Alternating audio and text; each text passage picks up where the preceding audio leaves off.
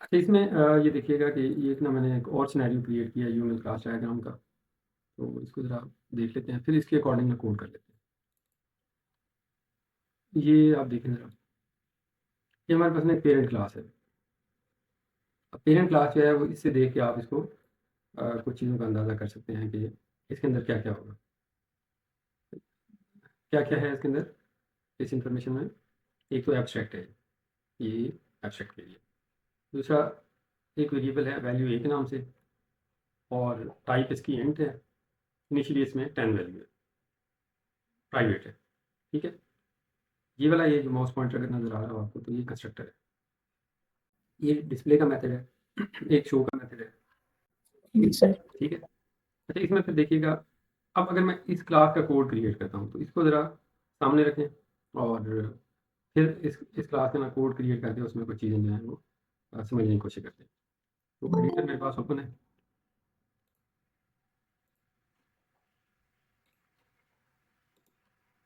Class का name क्या था बोला? आपने से किसी ने देखा हो तो अदरवाइज वो क्लास नेम ए है। और क्या चीज़ है इसमें ज़रा इसको रखिएगा, एक वैल्यू ए प्राइवेट टाइप का वेरिएबल है और दूसरा ऑब्जेक्ट काउंट है, ठीक है? ये जो अंडरलाइन है, हाँ यहाँ भी एक नई चीज़ देख लें, ये अंडरलाइन है, इसका मतलब ये है ये स्टैटिक है। तो ये थोड़ी बहुत वेरिएशन इसकी यूएमएल डायग्राम में हो सकती हैं, वो आप एग्जाम में भी पूछ सकते हैं, टीचर से भी इन्विजिलेटर से भी, अगर वो रेलिवेंट है तो बहरहाल इसको ज़रा देखिएगा। ये मैं बनाने लगा हूँ प्राइवेट इंट वैल्यू, ये एक वेरिएबल था, ये एग्जैक्टली उसके मुताबिक बन गया। दूसरा ये था प्राइवेट इंट ऑब्जेक्ट काउंट, ठीक है? इसको आप जीरो से स्टार्ट करें, टाइप इसकी इंट होगी तो इसको आप ऑब्जेक्ट काउंट इसमें वो करें। दूसरा फिर इसमें क्या चीज़ है, जो दूसरी चीज़ है इसमें ये है कि एक कंस्ट्रक्टर है, डिफ़ॉल्ट है यानी एम्प्टी कंस्ट्रक्टर है, डिस्प्ले का मेथड है और शो, फिर एक शो दूसरा मेथड है यानी कि ओवरलोडिंग वाला कॉन्सेप्ट आ गया और देन स्टैटिक मेथड है। इन इन तीनों चीज़ों को ज़रा देख लेते हैं। पहले कंस्ट्रक्टर बना देते हैं। कंस्ट्रक्टर की एक्सेस वहाँ पे कोई डिफाइन नहीं थी, तो इसके अंदर आप फिलहाल के लिए कुछ भी कर सकते हैं, फिलहाल ये कर सकते हैं, इसको इंक्रीज कर दें। और एक शो का मेथड था, तो इसमें आप कुछ भी इसकी डेफिनेशन वैल्यू,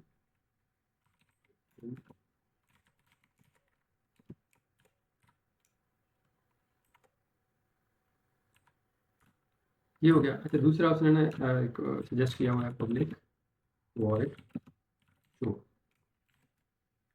यहाँ पे इंट एक्स कुछ भी यूज करें और उसको हम शो शो के यानी इस वेरिएबल में हम इसको यूज़ कर सकते हैं। तो ये वाली जो चीज़ है ये होगी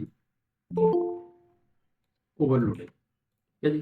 फंक्शन ओवरलोडिंग, ये दो जो फंक्शन है ये ओवरलोड फंक्शन है। और क्या था इसके अंदर? कोई भी स्टैटिक मेथड, ठीक है? तो इसके अंदर हम एक स्टैटिक मेथड बना रहे हैं। स्टैटिक हमेशा जो है वो वॉइड से पहले आता है, स्टैटिक वॉइड,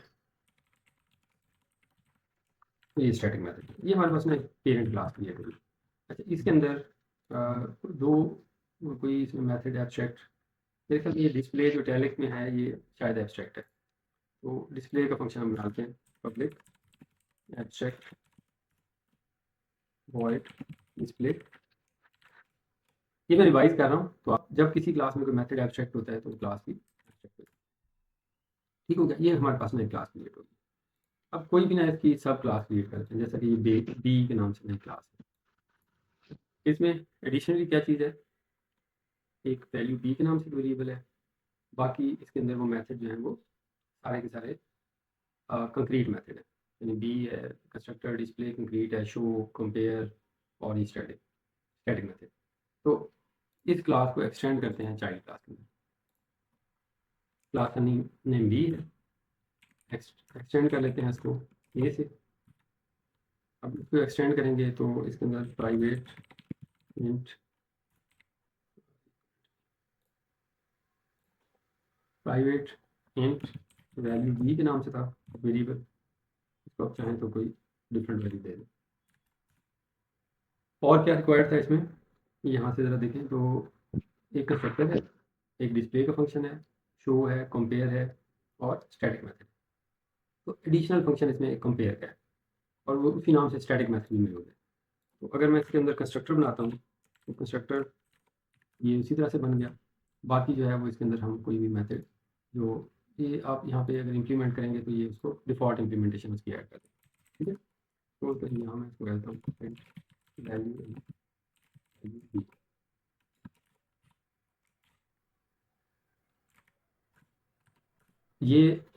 ये हम ओवर राइडिंग कर रहे हैं और ओवर राइडिंग जो है वो ये देखिएगा यहाँ पे ना आई आ रहा है, तो आई को लेटर ऑन मैं बताऊंगा कि यहाँ पे आई क्यों आ रहा है। अगर आपको पता है तो फिलहाल इसको स्किप करते हैं और बाकी जो है वो ये वाला फंक्शन ओवर राइड हो रहा है। एक नया फंक्शन ऐड किया हुआ था कंपेयर का, तो अगर सपोज करें मैं कंपेयर का एक फंक्शन बनाता हूँ पब्लिक वॉइड कंपेयर तो अब अगर ये कंपेयर का फंक्शन है तो इसके अंदर कोई बिल्कुल इसको हम फॉलो करते जाते हैं। तो एम्प्टी है, रिटर्न टाइप ही वॉइड है, तो यहाँ पे आप जो है वो कुछ भी लिख सकते हैं।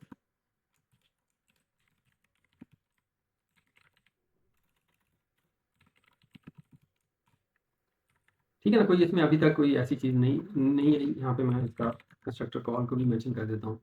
तो डेफिनेटली कुछ चीज़ें ऐड होंगी, लेकिन ये है कि ये अभी तक कोई हम रिवाइज ही करें। बाकी आप उसको देखिएगा जो आपकी CDF है, अगर आपको लगे कोई चीज़ रह गई है तो फिर हम उसको कमिंग वीक में कवर कर लें। ओके, ये हो गया।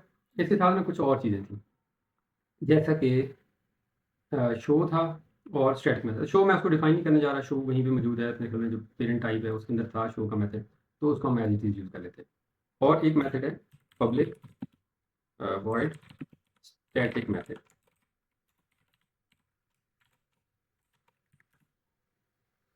हाँ जी, क्या कह रहा है,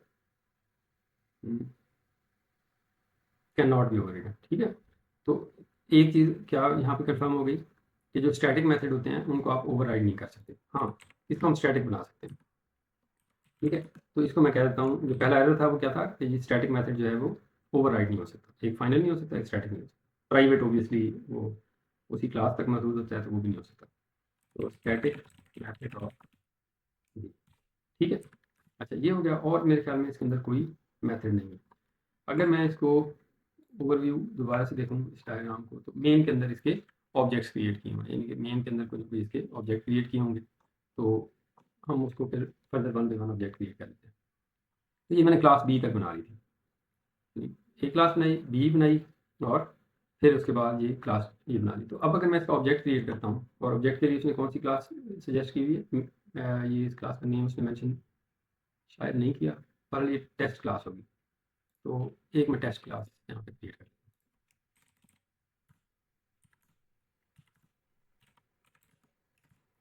तो पहले तो क्लास ए का ऑब्जेक्ट बनाते हैं। वो नाम भी मैं वही यूज़ करता हूँ, ये एक एनोनिमस सिनेरियो है। तो क्या हम इसका ऑब्जेक्ट बना सकते हैं, ये प्रीवियस उससे कैन नॉट क्रिएट इंस्टेंस। ठीक है, ये बात कल भी डिस्कस हुई थी। क्या हम इसका कोई मेथड कॉल कर सकते हैं? यस, स्टैटिक मेथड कॉल कर सकते हैं, क्योंकि इसको ऑब्जेक्ट बनाने की जरूरत नहीं होती। तो ये स्टैटिक मेथड कॉल हो जाएगा। ठीक है, मीनवाइल मैं एक दफ़ा इसको रन कर लेता हूँ ताकि वो रिपोजिटरीज वगैरह जो भी है वो उसको लोड कर ले, क्योंकि वो टाइम लेता है। अच्छा, ये हो गया। अब हम दूसरी क्लास देखते हैं। क्या मैं अगर इसका कोई वेरिएबल एक्सेस करना चाहूँ तो कर सकता हूँ? हाँ जी, इसमें वेरिएबल था, मेरे ख्याल में था। तो हम अगर इसको पब्लिक कर लें या प्रोटेक्टेड कर लें, ठीक है। तो ए डॉट ऑब्जेक्ट को, ठीक है। तो ये वाली जो क्लास है इसके अंदर जो स्टैटिक मेथड है वो भी आपने एक्सेस कर लिया, उसके अंदर जो है वो आप उसको वेरिएबल को भी एक्सेस कर लेते हैं। तो अगर मैं इसको प्रिंट करूँ तो इसमें जो भी वैल्यू पड़ी हुई वो प्रिंट हो जाएगी। तो स्टैटिक मेथड में कुछ नहीं था, तो इसको प्रिंट भी कर लेते हैं।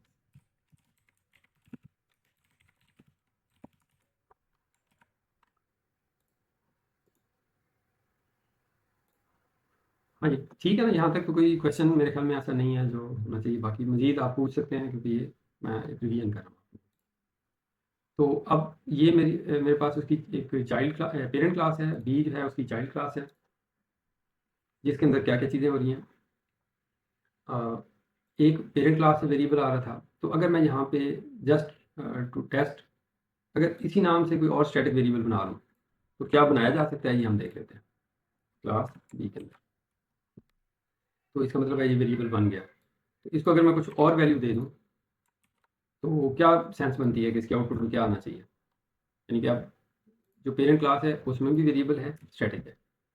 जो चाइल्ड क्लास है उसमें भी वेरिएबल है, स्टैटिक है। तो अब अगर इस वेरिएबल को प्रिंट करते हैं तो क्या आपका क्या ख्याल है कि इसमें क्या आउटपुट आएगी। हाँ, जो पहले यानी ए टाइप के अंदर मौजूद है तो फिलहाल तो वही आएगी क्योंकि उसी में से ही प्रिंट करें। वैसे हम इसको रन करके देख लेते हैं। ठीक है जी, 0 आ गया। तो अब हम क्रिएट करते हैं दूसरी क्लास का ऑब्जेक्ट, यानी कि जो ए है इसको मैं अब न्यू बी का ऑब्जेक्ट देता हूँ।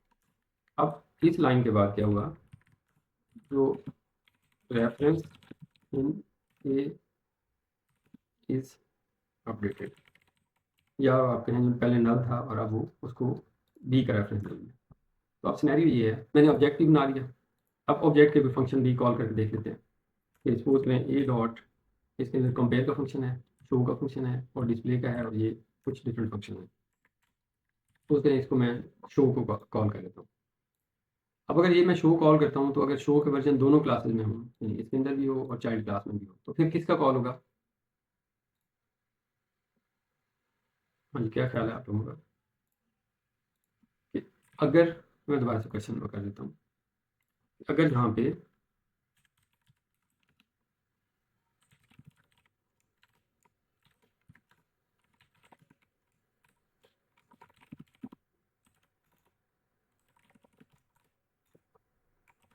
अब ये देखिएगा कि ये मैंने फंक्शन ओवरराइड कर दिया,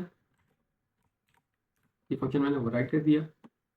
इसके अंदर लिखा हुआ है शो ऑफ क्लास बी और इसके अंदर है वैल्यू एन बी। ठीक है, कंसिस्टेंट कर देते हैं।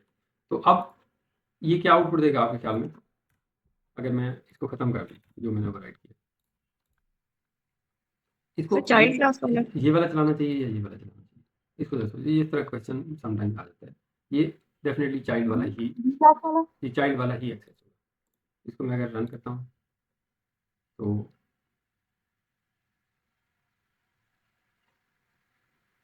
ये चाइल्ड क्लास है तो उसका मेथड ही कॉल हुआ। बाकी वो स्टैटिक मेथड कॉल हुआ था, फिर 0, फिर कंस्ट्रक्टर ऑफ बी, क्योंकि वो जब जब भी ये कंस्ट्रक्टर कॉल होगा तो वो कंस्ट्रक्टर एग्जीक्यूट हुआ तो उससे आउटपुट आ गई, 0 वाली यहाँ से आ गई। ये स्टिल अभी इसको हम देखते हैं कि इसमें क्या प्रॉब्लम है। आगे चलते हैं।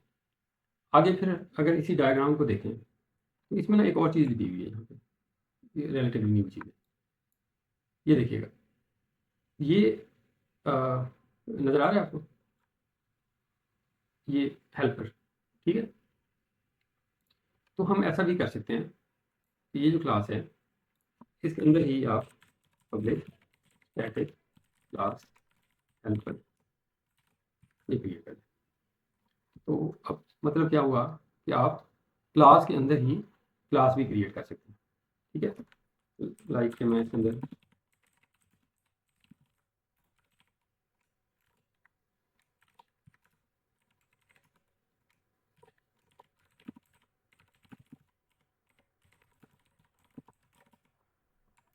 अच्छा, अब ये समझे बात ये वाली कि ये क्या है, एक क्लास है और जो ए क्लास है उसके अंदर ही क्लास है, और यहाँ पे उसको यूएमएल में कैसे रिप्रेजेंट किया हुआ है, ये एक स्टैटिक नेस्टेड क्लास है। ये यहाँ पे एक डायमंड साइन, मतलब इसका ऑब्जेक्ट इसके अंदर मौजूद है, ऑब्जेक्ट तो नहीं, मतलब ये इसकी जो डेफिनेशन है वो इसके अंदर मौजूद है। और अब अगर हम इसको मेन में एक्सेस करते हैं तो कैसे कैसे करेंगे, अब ये देखिए मेरे लिए नई चीज़ है। तो हमारे पास जो मेन क्लास है वो ए है, ए में बनाइए ना डॉट, ये हेल्पर आ रहा है। ठीक है, अगर मैं यहाँ पे ऑब्जेक्ट क्रिएट करता हूँ इसका न्यू, तो इस तरह से ऑब्जेक्ट क्रिएट होगा। यानी अगर आप ये देखें तो अगर ऐसा कुछ कोड लिखा हुआ हो तो ये मतलब इनकरेक्ट नहीं होगा। इसका मतलब क्या होगा कि ये उसकी नेस्टेड क्लास है और ये बाकी जो है वो ये उसका कंस्ट्रक्टर आप कॉल कर रहे हैं तो उससे वो उसका ऑब्जेक्ट क्रिएट हो गया। ठीक है, तो ये भी आप समझें कि अगर इनर नेस्टेड क्लास हो तो उसका ऑब्जेक्ट कैसे क्रिएट होगा। अगर हम इसका फंक्शन कॉल करते हैं, वो जो स्टैटिक फंक्शन था, तो वो कैसे होगा, ए डॉट हेल्पर डॉट शो। ठीक है, अगर कुछ ऐसा लिखा हुआ आपको कहीं नज़र आता है तो इसका मतलब ये है, जो कैपिटल लेटर के साथ, तो ये भी क्लास है और स्टैटिक क्लास है और उसके अंदर मौजूद है। तो इसके वेरिएबल्स को आप या उसके फंक्शन को या उसके बाकी चीज़ों को इस तरह एक्सेस कर सकते हैं। तो यहाँ पे अगर देखें तो इसको यूएमएल डायग्राम में इस तरह रिप्रेजेंट करेंगे कि ये जो फंक्शन है, मतलब सपोज करें इसमें हेल्प का बनाया हुआ है, तो हेल्प का फंक्शन स्टैटिक क्लास में और स्टैटिक क्लास इसके अंदर डिफाइन है। तो आउटसाइड वर्ल्ड उसको इस तरह से एक्सेस करेगी आउटर क्लास के रेफरेंस के साथ। अच्छा, तो ये मजीद, इसको मैंने वैसे ट्राई नहीं किया, लेकिन ये है कि क्या हम इसके अंदर कोई और भी बना सकते हैं, जस्ट टू टेस्ट, मतलब मैंने इसको वो नहीं किया। तो चूँकि स्ट्रक्चर उसका सेम ही है, तो पब्लिक स्टैटिक क्लास, इसको कोई नेक्स्ट सीरीज का नाम रखें, ठीक है, यस बना सकते हैं। तो इधर से फिर वो एक डॉट और लगा लेंगे, यानी कि ए डॉट हेल्पर डॉट जो बाकी इसका जो, तो ये कोड इस तरह से होगा। तो आप इस चीज़ को भी ज़रा ध्यान में रखिएगा कि अगर कुछ ऐसा कुछ लिखा हुआ आता है तो ये मतलब ये नहीं है कि ये इनकरेक्ट है। अच्छा, अब आगे चलते हैं और आगे फिर देखते हैं कि इसकी फिर फर्दर एक और सब क्लास है जो कि डी है। जो क्लास डी है और वो बी की सब क्लास है, या दूसरी साइड पे ये सी है उसकी सब क्लास है। तो हम इन दोनों में से कोई एक फ़िलहाल क्रिएट कर लेते हैं। इस डायमंड साइन का क्या मतलब होता है, ये वाले का इनहेरिटेंस, ठीक है। और ये जो ये आपको नज़र आ रहा है, इसका मतलब क्या होता है, कंपोजिशन, ठीक है। इसको आपने ये ध्यान में रखना है, एक इनहेरिटेंस है और एक कंपोजिशन। अब ये जो क्लास है ये वाली डी, अगर हम इसको क्रिएट करें, तो वैसे तो ये मेरे पास कोड हुई पड़ी थी, मैं देखता हूँ पड़ी है तो मेरे पास, फिर आसानी हो जाएगी। हाँ जी पड़ी है, तो मैं इसको ऐसे ही यूज़ कर लेता हूँ। तो क्लास ही क्रिएट कर लेते हैं डी, या दोबारा से भी बना लेंगे तो उसमें कोई ऐसी कोई कॉम्प्लिकेटेड चीज़ नहीं है, लेकिन ये अगर वो चूँकि पड़ी है तो मैं उसको एज इट इज़ यूज़ कर लेता हूँ। अब इसमें कुछ इश्यूज़ हैं कि वो जो डिस्प्ले का फंक्शन है वो शायद डिस्प्ले का फंक्शन जो है वो मिसमैच कर रहा है। ये किसको एक्सटेंड करिए, बी को, बी के अंदर डिस्प्ले का फंक्शन है, हाँ जी है, इसके अंदर डिस्प्ले का फंक्शन है, फिर डी क्लास में यार क्यों दे रहे हैं अटेम्प्टिंग टू। अच्छा, इसका क्या मतलब है, चलो बाई चांस सामने आ गई ये बात, इसको ज़रा देखें, इसका क्या मतलब आपको ध्यान में आता है, अगर ये आपके सामने सिनेरियो हो, इसको आप कैसे समझेंगे।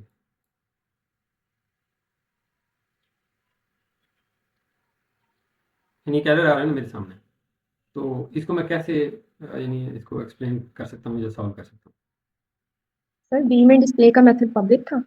हूँ। तो फिर यहाँ इसको क्या इशू है, मतलब सही कह रही है, लेकिन मैं चाह रहा हूँ कि उसको आप एक्सप्लेन करें।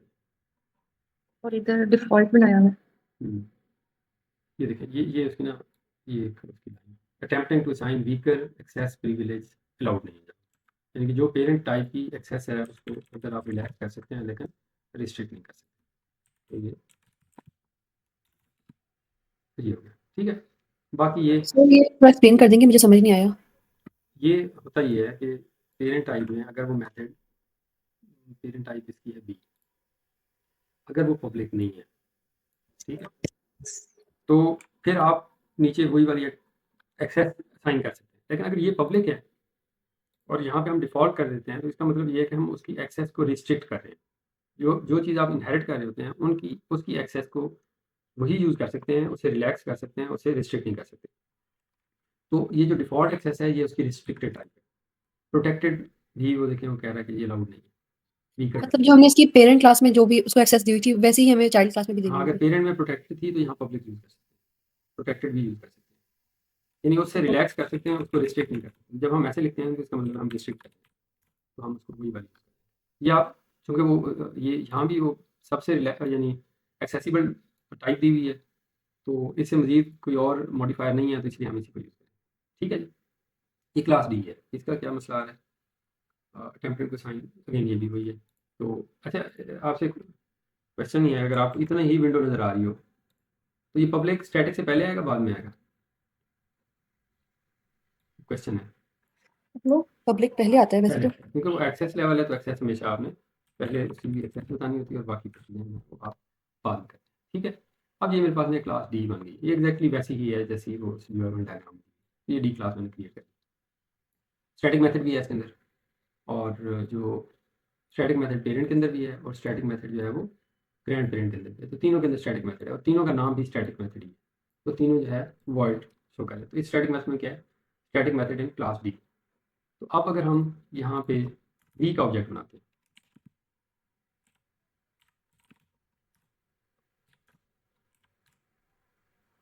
क्या नाम था उस मेथड का, अच्छा, ऑब्जेक्ट रेफरेंस से स्टैटिक मेथड एक्सेस नहीं कर सकते, जो यहाँ पे शो है।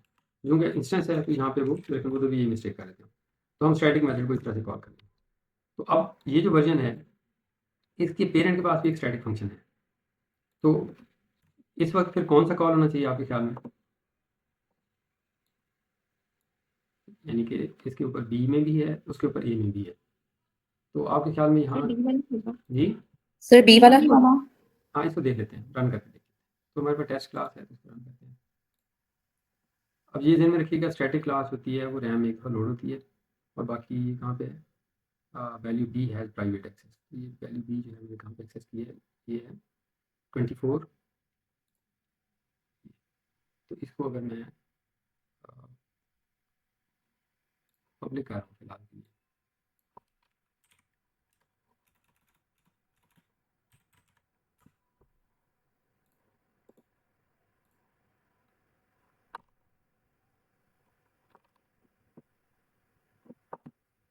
तो इसको ज़रा देखें तो कौन सी वाली कॉल हुई है, यानी जिस क्लास का रेफरेंस यूज़ करेंगे उसी की ही कॉल होगी, तो उससे पेरेंट वाली।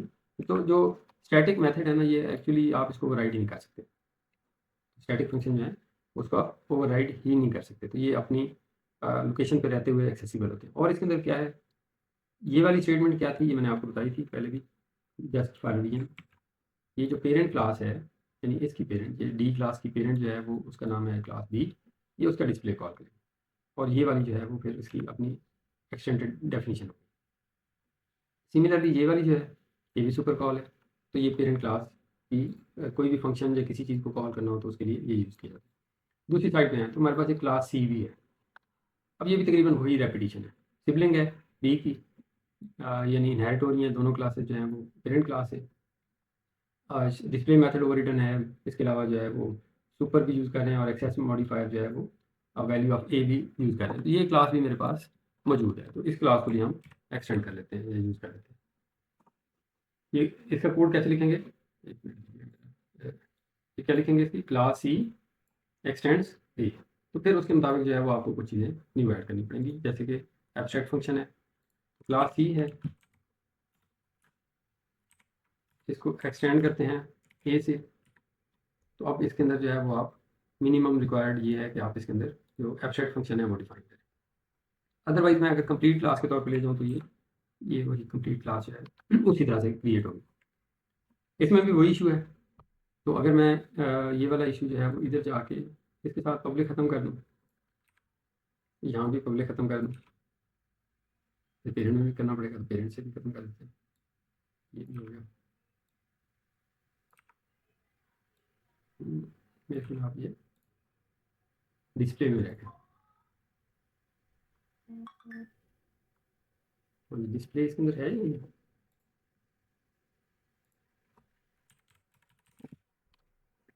अब सी पे देखते हैं, तो इसको पब्लिक कर लेते हैं। ये कुछ और एरर है, क्या एरर है, method does not exist super class. तो इसका मतलब है डिस्प्ले का फंक्शन जो है पेरेंट टाइप में नहीं है, तो डिस्प्ले का फंक्शन पेरेंट टाइप में बना दें। ओके, तो डिस्प्ले था लेकिन वो स्टैटिक था, तो उसको हम जो स्टैटिक है वो ख़त्म कर देंगे, क्योंकि ओवरराइड करना है हमने। तो अब क्या इशू है इसको, सर इसको एक्सटेंड सी लिखा हुआ है, एक्सटेंड ए नहीं करेंगे? हाँ जी ठीक है, मैं भी कह रहा हूँ कि ये अनयूजुअल से एरर क्यों दी जा रहे हैं। शुक्रिया। तो अब इसको देखिएगा कि फिर अब ये वाले फंक्शन जो हैं अगर वो पेरेंट में एक्सेसिबल हैं, कैन नॉट एक्सेस डायरेक्टली, इसको सुपर डॉट डिस्प्ले को, इसको हम ख़त्म कर देते हैं। और ये क्या है, स्टैटिक मेथड है, clashes with static method and ये अटेम्प्टिंग टू असाइन वी का टाइप। तो इसको मैं अगर पब्लिक कर दूँ तो अब ये ठीक हो जाएगा। ठीक है जी, अब ये मेजॉरिटी इसके इशू रिजॉल्व हो गए हैं। एक एरर आ रहा है, अब वो देख लेते हैं कि क्या एरर है। ये यहाँ पे ये है, तो इसको मैं अगर यानी कि जो वैल्यू है इसको मैं सी वाली, ओके, ये मैंने जो कोड कॉपी किया ना, ये गलत क्लास वाला कर लिया था, तो मैं इसको देखता हूँ, मेरे पास सी क्लास का कोड मौजूद होगा, इसलिए वो खुद से टाइप करना वो रिलेटिवली बेहतर रह जाता है, तो लेकिन उसमें थोड़ा सा टाइम ज़्यादा लग जाता है। पब्लिक, और इसके अलावा जो है इसको भी पब्लिक कर देते हैं। अब इसको देख लें, ये अब उसके मुताबिक जो है वो ये दूसरी साइड भी क्रिएट होगी, तो थोड़ा सा इसको यहाँ से विजुलाइज कर लेते हैं, ताकि वो भी जैसे वो सी है वो गलत क्लास को एक्सटेंड कर रही थी, तो ये हो गया, और डी है, हाँ ये ठीक है। तो ए क्लास मेरे पास ए भी मौजूद है, ई भी मौजूद है, तो ई क्लास वो इस सी की सब क्लास है, तो ई क्लास भी क्रिएट कर देते हैं, क्लास ई। और जो मैं अभी इससे पहले यूज़ कर रहा था, तो क्लास जो मेरे पास है वो ई। इसमें भी वो इशू होंगे एक्सेस वाले, तो इसको ज़रा ध्यान में रखिएगा, ये आपके साथ भी हो सकते हैं कि जो एक्सेस है उसको आप वीकर एक्सेस असाइन नहीं कर सकते। सर फिर अगर हम लॉन्ग कोड्स लिख रहे हैं और मल्टीपल इनहेरिटेड कोड्स लिख रहे हैं तो फिर ज़्यादा पब्लिक देना ही नहीं बेटर नहीं रहेगा। नहीं नहीं, वैसे नहीं, बिल्कुल नहीं। ये चूंकि देखें, जब भी कोड खुद आप लिख रहे होते हैं ना, टाइप कर रहे होते हैं, तो फिर वो चीज़ें ना साथ साथ कंसीडर करते जाते हैं। जब चूंकि सिनेरियो ये थोड़ा सा लेंथी था, तो इसका कोड पहले से मैंने रखा हुआ है। अब उसमें इशू ये आ रहा है कि जब भी आप, यानी जो रिकमेंडेड है वो ये है कि जब भी आप वेरिएबल बनाएंगे उसको या प्राइवेट रखेंगे या प्रोटेक्टेड रखेंगे, ठीक है। अगर हम इधर प्राइवेट रखते हैं तो इसकी एक्सेस सब क्लास से खत्म हो जाएगी, यानी अगर मैं इसकी इमीडिएट सब क्लास पे जाता हूँ, तो अगर मैं यहाँ कहीं डिस्प्ले में उसको यूज़ करता हूँ, ये ध्यान में रखें, बी क्या है, सब टाइप। तो अगर मैं यहाँ वैल्यू ए लिखता हूँ और ये लिखता हूँ, तो अब इसमें क्या हो रहा है, जो कह रहे हैं कि उसकी एक्सेस नहीं है यहाँ सब टाइप में। अगर मैं इसको प्रोटेक्टेड कर दूँ, प्रोटेक्टेड, फिर देखते हैं, अब ये एक्सेसिबल है, ठीक है। तो इसका मतलब ये है कि जो चाइल्ड क्लासेस होती हैं वो, ये अभी फिलहाल सेम पैकेज सेम फोल्डर के अंदर, अगर और फोल्डर में भी होता तो देन भी एक्सेसिबल होता। तो जो आपका क्वेश्चन था, तो जो स्टैंडर्ड अप्रोच है वो यही है कि अगर कोई चीज़ें ऐसी आप बना रहे हैं जो चाह रहे हैं कि चाइल्ड क्लासेस में यूज़ हों, तो उनको प्रोटेक्टेड रखें। अच्छा, अगर आप ये चाह रहे हैं कि जी जो नॉर्मल है तो उसमें ये वेरिएबल्स प्राइवेट होंगे और फंक्शन सारे के सारे जो होंगे वो पब्लिक होंगे, तो आप इसी तरह से चाहे लॉन्ग कोड लिख रहे हैं, शॉर्ट कोड है, जैसा भी है, ये वाली कन्वेंशन आपने फॉलो करनी है, ठीक है जी। अब ये मेरे पास में एक और क्लास क्रिएट होगी, ये भी वही चीज़ है, जस्ट उस एग्जाम्पल को समझने के लिए। तो अब आप जरा देखते जाएं कि अगर पेरेंट क्लास में स्टैटिक मेथड है, तो क्या हम इसको ओवरराइड कर सकते हैं, ये मेरा क्वेश्चन है। No sir. नहीं नो कर सकते, ठीक है, ओके। अगर फंक्शन एब्स्ट्रैक्ट है तो फिर नहीं कर सकते। अगर फंक्शन एब्स्ट्रैक्ट है तो लाजमी करेंगे, क्योंकि ये अगर फंक्शन एब्स्ट्रैक्ट है किसी क्लास में, तो चाइल्ड क्लास को या तो एब्स्ट्रैक्ट बनाएंगे या उस फंक्शन को डिफाइन करेंगे, ठीक है ना। तो ये इसी तरह से अगर कोई, यहीं पे मैं एक और फंक्शन बना देता हूँ, public final void final method, ठीक है। वैसे तो ये सेल्फ एक्सप्लेनेटरी है, लेकिन ये है कि स्टिल आप इसको देखें, तो क्या इस फंक्शन को हम ओवरराइड कर सकेंगे?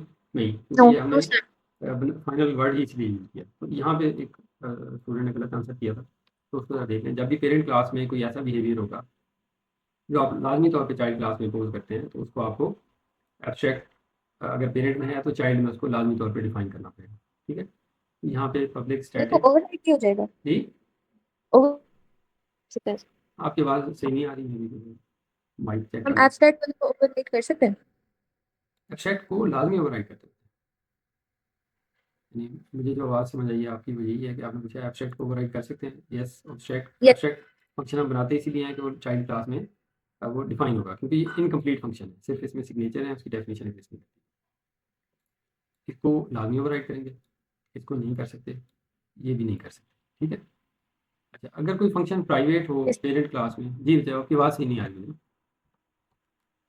ओके। अगर कोई फंक्शन प्राइवेट है पेरेंट क्लास में, प्राइवेट वॉइड प्राइवेट मेथड, तो क्या हम जो प्राइवेट मेथड है इसको ओवरराइड कर सकते हैं? नहीं कर सकते सर। जी नहीं कर सकते, यस। क्योंकि इसकी विजिबिलिटी ही चाइल्ड क्लास में नहीं है, विजिबल ही नहीं है, तो ये भी नहीं कर सकते, ठीक है। एक तो ये हो गया। अच्छा, दूसरा फिर जो एडिशनल चीज़ मैंने बताई थी वो ये वाली क्लास की बताएगी। तो इसका मतलब ये हुआ कि आप इनर क्लास उसके अंदर क्रिएट कर सकते हैं। अच्छा, ये तो स्टैटिक थी, अगर नॉन स्टैटिक होती तो फिर क्या होता? Public class non static helper, ठीक है। इसका मतलब है कि इसके अंदर हम नॉन स्टैटिक क्लासेस भी बना सकते हैं। अब इसका फिर ऑब्जेक्ट कैसे बनेगा? अगर हम इसका ऑब्जेक्ट बनाए टेस्ट क्लास में, तो जो हमारे पास क्लास है वो कौन सी थी जिसके अंदर मैंने बनाया? ए के अंदर डॉट नॉन स्टैटिक हेल्पर, ठीक है। इसका ऑब्जेक्ट का नाम रखते हैं नॉन स्टैटिक हेल्पर। यहाँ पे क्या होगा? यहाँ पे क्या आएगा? Class name dot non static helper followed by brackets. हाँ जी, अब इसको क्या इशू हो गया? सर हम एब्स्ट्रैक्ट जो होती है क्लास उसका नहीं लिख सकते ना न्यू के बाद, सब क्लास के लिए नहीं करते? जी, अब एक मिनट में देखिए इसमें क्या इशू हुआ, कोई इसमें मिस्टेक थी। तो अब ये इस तरह से क्रिएट है। दोबारा पूछिएगा क्वेश्चन। सर जो एब्स्ट्रैक्ट क्लास होती है जब हम न्यू के बाद लिखते हैं तो वो एब्स्ट्रैक्ट क्लास तो यहाँ पे लिखते हैं, वहाँ पे सब क्लास लिखते हैं ना उसकी? हाँ बिल्कुल ऐसे ही, क्योंकि उसका इंस्टेंस नहीं बना सकते। तो ये सारे के सारे ना एग्जाम क्वेश्चन है जो मैं आपसे डिस्कस कर रहा हूँ, इसलिए कॉन्सेप्चुअली भी इसको ध्यान में रखिएगा। सपोज करें अगर कोई क्लास एब्स्ट्रैक्ट बनाई हुई है, जैसे कि ये क्लास है, ये तो इसका आप इंस्टेंस क्रिएट नहीं कर सकते। जब इसका इंस्टेंस क्रिएट नहीं कर सकते तो फिर अब आपको उसको किसी चाइल्ड क्लास में एक्सटेंड करके उसके इनकम्प्लीट फंक्शन को कंप्लीट करना पड़ेगा, फिर आप उसका ऑब्जेक्ट बनाएंगे और उसको असाइन करेंगे, ठीक है ना। तो ये यहाँ तक इसी वजह से किया हुआ कि ऑब्जेक्ट बनाया आपने, यानी रेफरेंस क्रिएट किया ए का और उसके अंदर इंस्टेंस है बी का। इसी तरह से फिर बाकियों के अंदर भी आप ऐसे कर सकते हैं। तो इसका मतलब ये है जो हमारे पास ए टाइप का कोई भी इंस्टेंस है, इसको आप कोई भी और ऑब्जेक्ट दे सकते हैं, न्यू बी दे सकते हैं, ठीक है। टेम्प को आप न्यू बी दे सकते हैं, ठीक है। टेम्प को न्यू सी दे सकते हैं। तो जितनी भी उसकी सब टाइप्स हैं वो सारी की सारी उसको आप दे सकते हैं। ई भी थी मैं तो वो भी आप उसको, और जो फिर नहीं दे सकते वो बस ए ही है, राइट? ए को हम ए नहीं दे सकते, हाँ राइट? ए का इंस्टेंस नहीं क्रिएट कर सकते। ओके। हाँ, बाकी और उसकी कोई वजह नहीं। अगर वो एब्स्ट्रैक्ट ना होती तो फिर तो आप वो भी कर सकते थे। अच्छा, अब यहाँ पे अगर आप देखें तो मैं ये टेम्प डॉट शो लिखता हूँ, ठीक है। टेम्प डॉट शो लिखता हूँ और टेम्प डॉट गेम शो लिखता हूँ, तो इसकी आउटपुट डिफरेंट होनी चाहिए। यानी कि अगर मैं यहाँ पे एक सेपरेटर ऐड कर दूँ ताकि मुझे पता चल सके कि वो आउटपुट इसी की आ रही है। अब आप देखिए,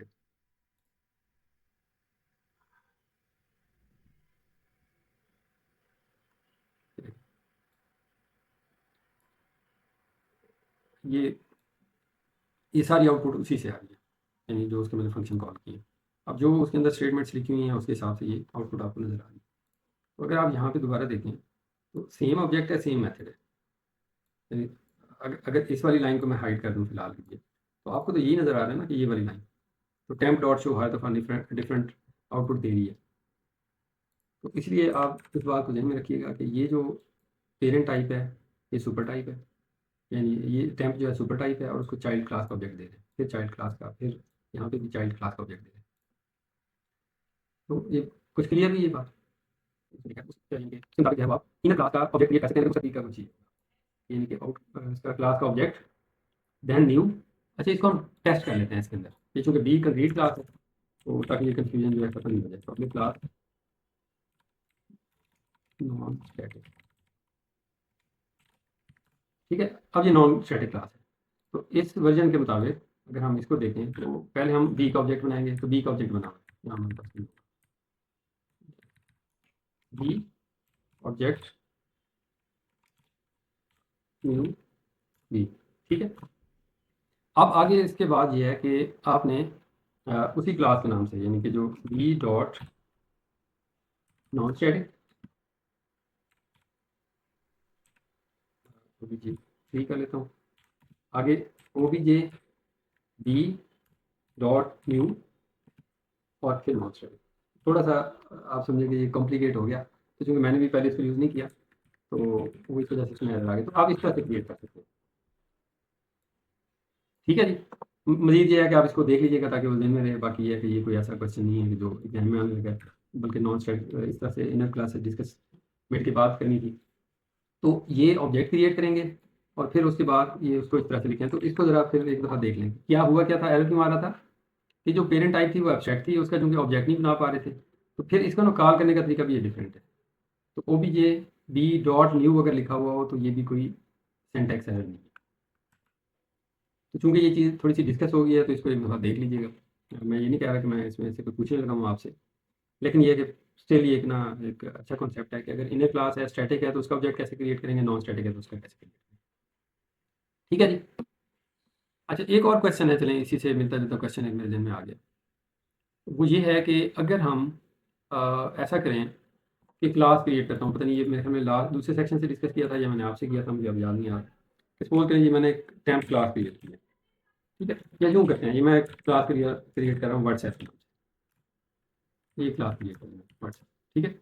अब ये व्हाट्सएप क्लास है, इसके अंदर मैं कंस्ट्रक्टर इसका प्राइवेट कर देता हूँ।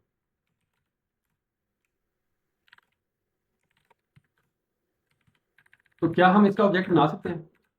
क्वेश्चन है आपसे। नो आई गेस, क्योंकि प्राइवेट हो गया। हाँ, कंस्ट्रक्टर प्राइवेट हो गया तो कंस्ट्रक्टर तो फिर एक्सेस ही नहीं हो सकेगा। अच्छा, क्या इसी क्लास का वेरिएबल हम इस क्लास के अंदर बना सकते हैं?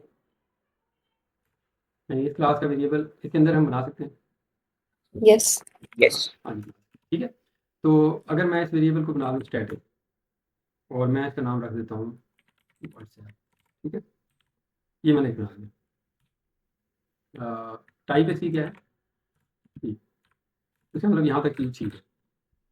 क्लास के अंदर एक वेरिएबल है, उसी अपनी टाइप का है और वो स्टैटिक है, ठीक है? अब क्या करते हैं कि अब मैं कहता हूँ जी मैंने इसका ऑब्जेक्ट क्रिएट करना है, तो ऑब्जेक्ट हम कैसे क्रिएट कर सकते हैं? ये उसी से आ रहा है कॉन्सेप्ट, जो ना स्टैटिक नॉन स्टैटिक वाले डिस्कशन से। तो इसमें क्या होगा, हम एक पब्लिक फंक्शन बना लेंगे और उसको हम स्टैटिक डिक्लेयर कर देंगे, ठीक है?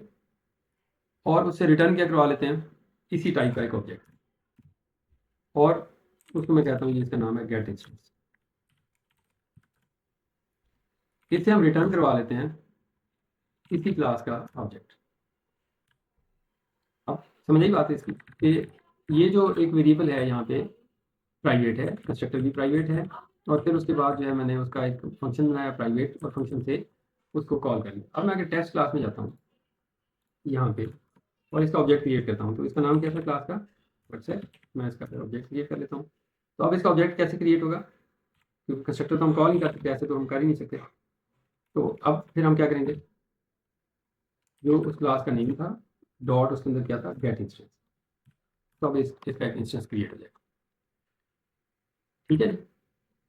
तो अब इसका फ़ायदा या नुकसान क्या होगा, वो भी एक चीज़ है, लेकिन अगर आपसे कोई क्वेश्चन करता है कि जी क्या हम कंस्ट्रक्टर प्राइवेट कर सकते हैं, तो आप कर सकते हैं, ठीक है। पहली बात ये है, जब कंस्ट्रक्टर प्राइवेट है तो फिर क्लास का इंस्टेंस कैसे क्रिएट करेंगे? तो वो इंस्टेंस आप इस तरह से क्रिएट कर सकते हैं कि उस क्लास को क्या कर लें, आप उस क्लास के अंदर एक आप पब्लिक फंक्शन बना लें। फंक्शन स्टैटिक होगा तो क्लास नेम से एक्सेस हो जाएगा और उसके अंदर से फिर ऑब्जेक्ट रिटर्न होगा, ठीक है। अब अगर ये आपने ऐसे कर लिया, तो अब इसका फ़ायदा क्या होगा? इसका फ़ायदा ये होगा कि अगर आप सपोज़ करें कोई ऐसी रिस्ट्रिक्शन लगाना चाहते हैं कि इसके अंदर सिर्फ एक ऑब्जेक्ट, जैसे व्हाट्सएप मैंने इधर चलाया हुआ ना इसके ऊपर, लैपटॉप के ऊपर, तो उसका सिर्फ एक इंस्टेंस चलता है। तो मैं चाहता हूँ कि सिर्फ एक इंस्टेंस चले। तो उसका तरीका ये होता है कि अगर मैं सपोज़ करें, मैं कहता हूँ जी इफ़ ये जो इसका लोकल व्हाट्सएप है ये नॉट इक्वल टू नल है, ठीक है। कोई भी ऑब्जेक्ट अगर नॉट नल हो तो इसका क्या मतलब होता है कि ये ऑब्जेक्ट क्रिएट हो चुका है, यानी कि ये जो वेरिएबल है इसको वैल्यू असाइन हो चुकी है। नॉट नल है तो हम रिटर्न कर देते हैं उसी वेरिएबल को, ठीक है। एल्स में हम उसको ये नीचे वाली स्टेटमेंट देते हैं। अब इस केस में क्या होगा, इस केस में यही होगा कि वो अगर तो वो ऑब्जेक्ट पहले से क्रिएट हो चुका हुआ है तो वो फिर वही रेफरेंस रिटर्न कर देगा, अगर नहीं हुआ तो फिर जो है वो आप एक नया ऑब्जेक्ट बना के रिटर्न कर।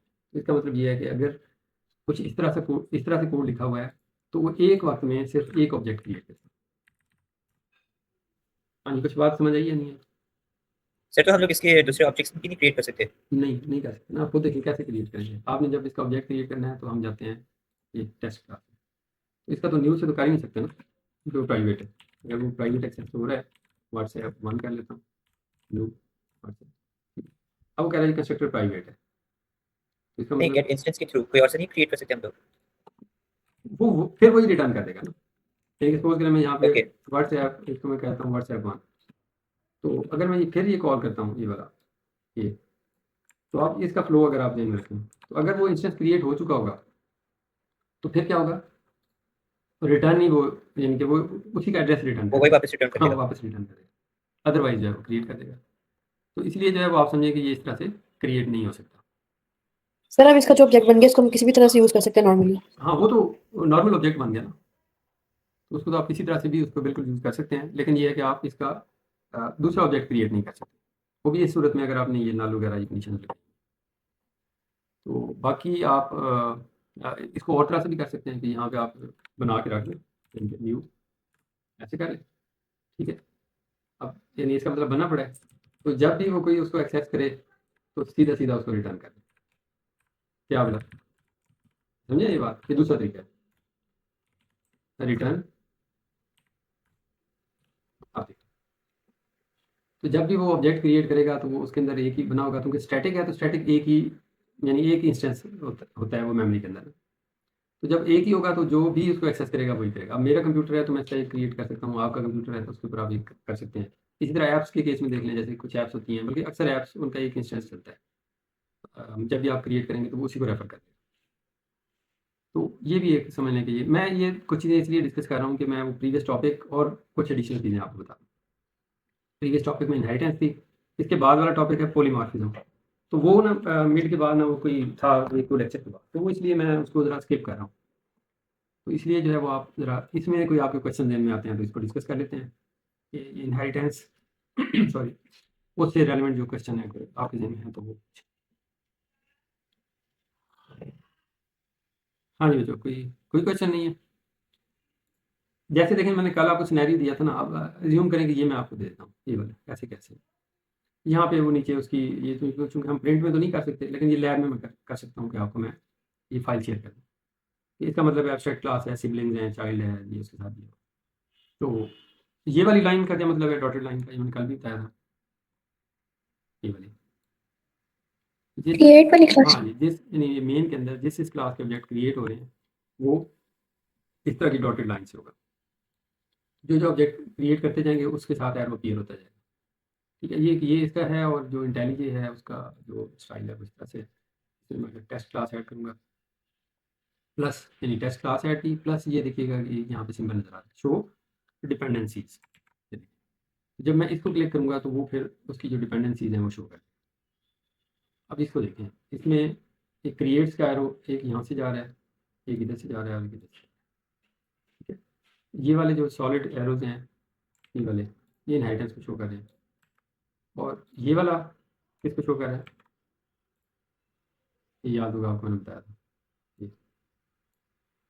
ये क्या चीज़ है? सर वो जो नेस्टेड थी नहीं क्लास? नहीं नहीं, ये वाली है। तो ऑब्जेक्ट क्रिएट हो जाए वैसे।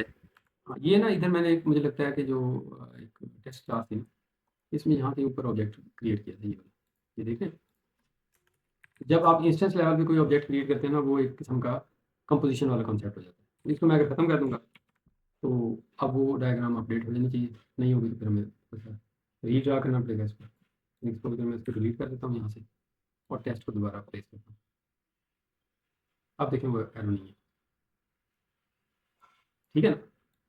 तो वो कंपोजिशन वाला था फैक्टर था, इसलिए कि वो जो ये वाली क्लास थी ये वाली, इसके अंदर आप इसको ऐसे करेंगे तो इसका मतलब है कि इस क्लास के अंदर दूसरी क्लास का ऑब्जेक्ट है। तो इसी के अंदर अगर मैं ओबीजे बी कर देता हूँ और यहाँ पे लिख देता हूँ न्यू सी, अब इसका मतलब क्या होगा कि वो सी के साथ भी कंपोजिशन वाला रिलेशन बना देगा। तो इसको एक तरीका होता है रिफ्रेश कर लें यहाँ से, और एक होता है कि आप इसको अगर प्रॉपर रेंडर ना हो रहा हो फिर इस तरह से यूज़ करें। अब अच्छा, अभी भी वही ऑब्जेक्ट शो कर रहा है, क्यों? क्योंकि वो जो रेफरेंस है वो मैं यही का बना रहा हूँ। तो अगर यहाँ पे रेफरेंस में डी का क्रिएट कर लेता हूँ, फिर देखते हैं क्या करते हैं। इसको क्या मसला है, अब देखते हैं कहाँ पे डायग्राम।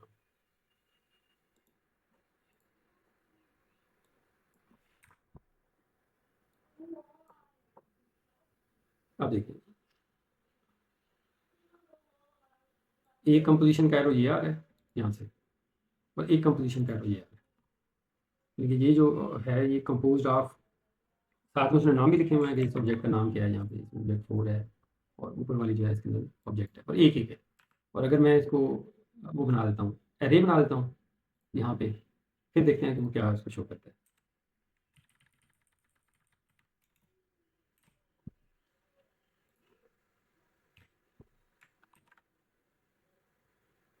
हम्म।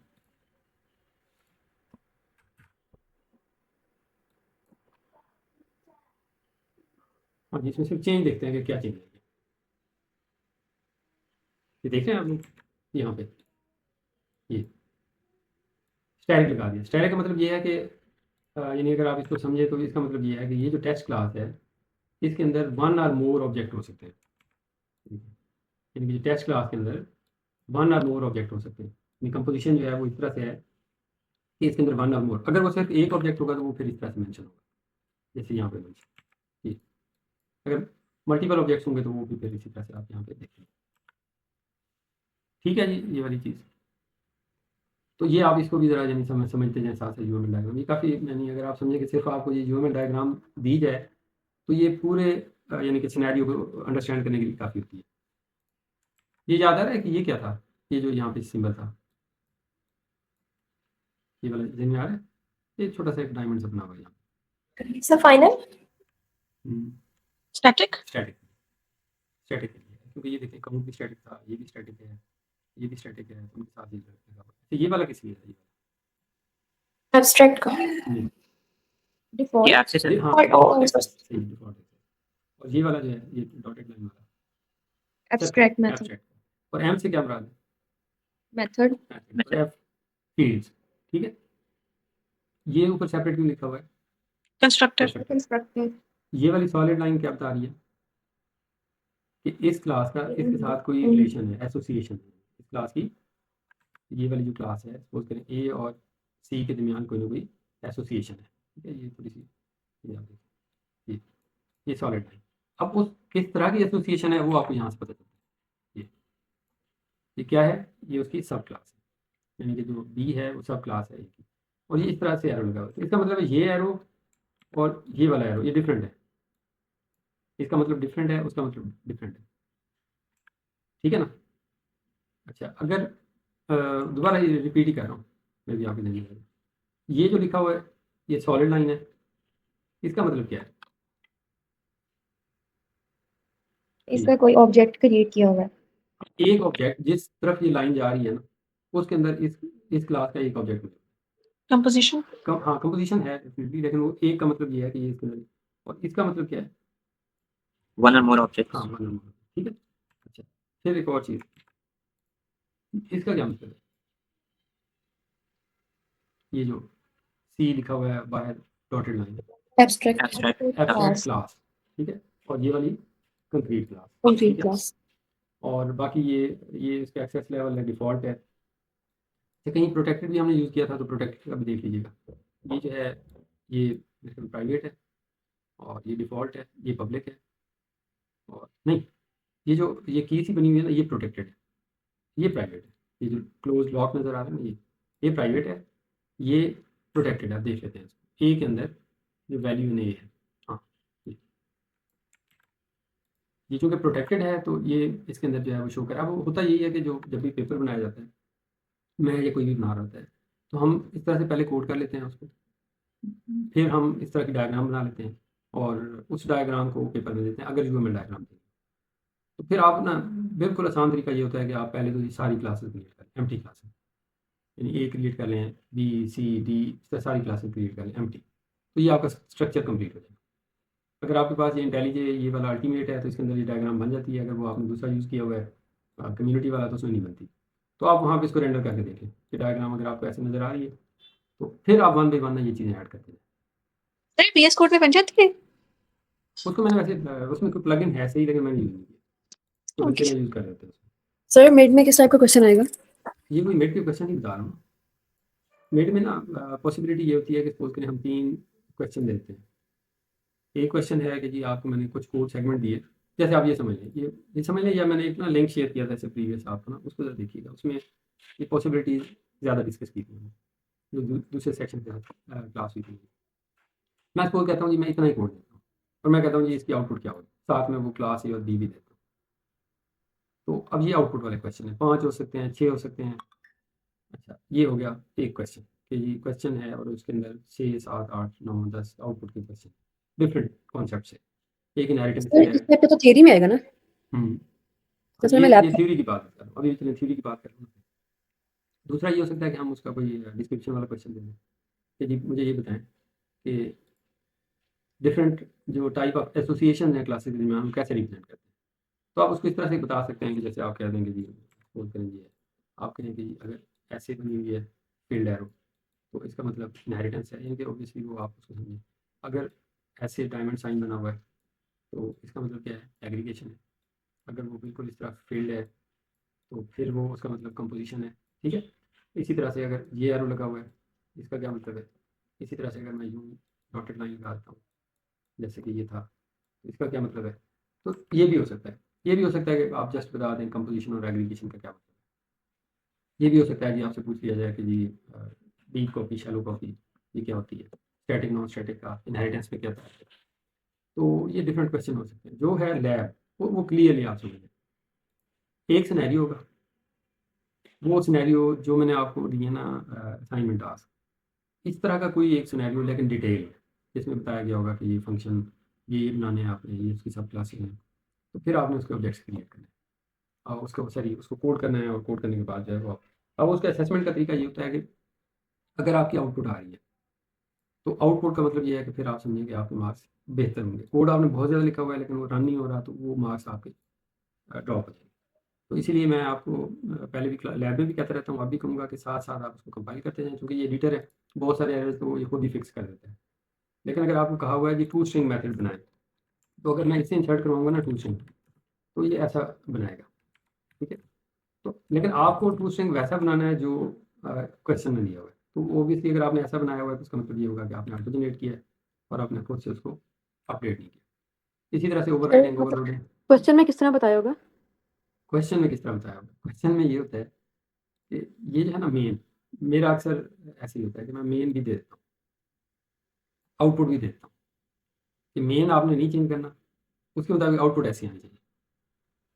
अब सपोज करें जी यहाँ कहीं लिखा हुआ है, ये लिखिएगा यहाँ पे लिखा हुआ है डी और मैंने आउटपुट लिखी हुई है, तो इसका मतलब है कि ये यहाँ पे आप टू स्ट्रिंग को कॉल करें। तो क्वेश्चन में कैसे बताया गया होगा वो आप यहाँ से मैंने इसको रन किया कैसे। क्वेश्चन इजी होता है लेकिन उसमें चीज़ें ना, अब मैं ये आउटपुट यहाँ से मैं कॉपी कर लेता हूँ। मैं कहता हूँ ये सपोज करें मेरे पास ये आउटपुट है, ये मैंने कॉपी की, ये मैंने पेपर में पेस्ट कर दिया। अच्छा, साथ में मैंने मेन भी दे दिया, यूएमएल भी दे दी। अब अगर ये 3 चीज़ें मैंने दे दी हैं तो फिर आप उसको वो बना सकें, लेकिन ज़रूरी नहीं कि ऐसा ओके ही हो, सर, लेकिन इस तरह का हो सकता ओके सर। है। ठीक है जी, तो अब मेरे ख्याल में इसको वाइंड अप कर कोड बनाने के लिए आएगा? जी। किसमें? अभी जो मिड्स होने हैं उसमें लैब के मिड में हमारे पास यूएमएल कोड बनाने के लिए आएगा? मैं क्वेश्चन नहीं समझा। सर आई यूएमएल थिंक वो कह रही से है कोड कि बनाना यूएमएल आप सीधे जनरेट। यूएमएल बनाने का नहीं होगा, यूएमएल बनाने ओके का नहीं सर, होगा क्योंकि वो डिपेंड करता है कि आपके पास हो सकता है वो एडिटर ही ना हो जिसमें क्रिएट हो सके, तो वो नहीं होगा। लेकिन यूएमएल से देख के हम कोड जी लिख जी सकते हैं, हाँ, ऐसा आ सकता है। यूएमएल दी जा सकती है। Okay sir. ठीक है जी, सर लैब में कोड सिर्फ नोटपैड पे कर सकते हैं या इंटेलिजे को भी यूज कर सकते नहीं हैं? मैं वैसे 2-3 दफ़ा बता सकता हूँ इसी क्लास में कि आप इंटेलिजेंस यूज़ कर सकते हैं, नेट यूज़ नहीं कर सकते आप। क्वेश्चन मेरी यही होगी कि आप चीटिंग नहीं कर सकते। बाकी ये कि आप अपना सिस्टम ले आइएगा, तो एक्सटेंशन चार्जर ये वो जो चीज़ें आपको चाहिए होती हैं वो ले आइएगा, कन्वर्टर वगैरह, तो कोड आपने इसी में करना। ठीक है जी, और इसको इतना सर पे सवार भी ना करें, ये मैं अगेन आपको कह रहा हूँ। आप इसको जस्ट कॉन्सेप्ट ज़हन में रखें, बाकी कोई इससे परेशान होने की ज़रूरत नहीं है कि जी जो कॉन्सेप्ट्स हैं वो आप जो सी ऑनलाइन पे जाएंगे, जैसे जैसे मैं क्लास पढ़ाता हूँ 7 टॉपिक एंटर कर देता हूँ, तो वो टॉपिक आपकी समझेंगे सिलेबस है इतनी ओके डेप्थ सर। तक। जैसे अब इनहेरिटेंस काफ़ी सारा डिस्कस हो गया है, तो लेकिन ये नहीं होता कि सारा पेपर इनहेरिटेंस होगा, बाकी चीज़ें भी हैं। तो इसलिए इसको बहुत ज़्यादा पैनिक परेशान होने की ज़रूरत नहीं है, बस जस्ट उसकी प्रैक्टिस करें और इंशाल्लाह नेक्स्ट क्लास हमारी फिजिकल होगी, तो फिर उस क्लास में मिलते हैं। ठीक है जी, मैं अटेंडेंस अभी